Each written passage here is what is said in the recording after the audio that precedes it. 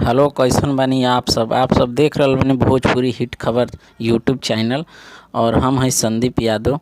बहुत बड़ा गाना एगो रिलीज भइल बा बेचत अरुआम सरेआम नीलकमल सिंह के। गाना के गौले बने नीलकमल सिंह और साथ दिले बारी शिल्पी राज।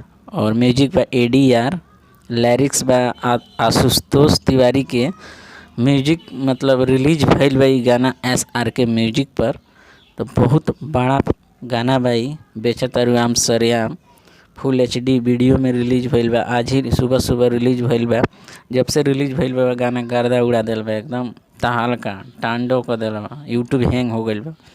तो जितना भी फैन बानी नीलकमल सिंह के, ढेर सारा ये गाना के सपोर्ट करी और प्यार दी और अपन दिखा दी पावर कि नीलकमल सिंह के फैन में कितना पावर बा।